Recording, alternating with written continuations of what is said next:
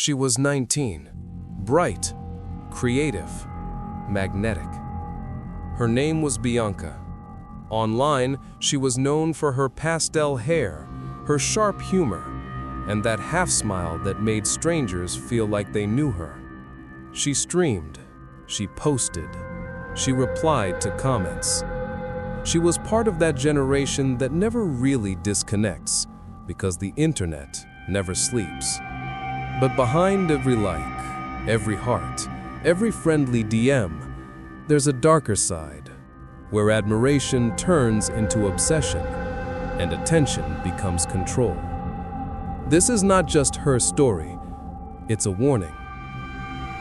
They met online, Discord first, then Instagram. He was quiet, awkward, and always there when she logged in. At first, she thought he was harmless, just another fan who got her, who listened when no one else did. He commented on everything she posted. He noticed every detail, her hair, her clothes, her moods. Compliments became guilt trips. Affection became control. He started asking where she was, who she was with, when she'd be online next. It wasn't sweet, it was constant. Friends noticed, they warned her, but she didn't want drama, she didn't want conflict, she just wanted peace. Then came July 14th, 2019. They were supposed to go to a concert together. She posted photos from that night. She looked happy, genuinely happy. But behind her smile, something was off. Witnesses said he barely spoke. He followed her everywhere, like a shadow. After the concert, she texted a friend. He's acting weird. Minutes later, her phone went silent. By dawn, police found her car parked on a dead-end road. He was sitting beside it, covered in blood, holding his phone. On that phone were pictures.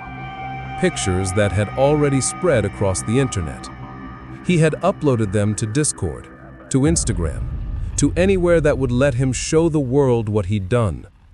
When the first image appeared, people thought it was fake. Then Reddit picked it up. Twitter followed, and before sunrise, her name was trending worldwide. Bianca, but not for who she was, for what had been done to her. Some users tried to warn others. They said, "Don't look, don't share." Others reposted it for shock, for clout, for the thrill of being first. And in hours, a life was reduced to a meme. A tragedy became content. It took moderators hours to remove the images, but by then, millions had seen them. And even now, years later, they still resurface, fragments of horror embedded in the code.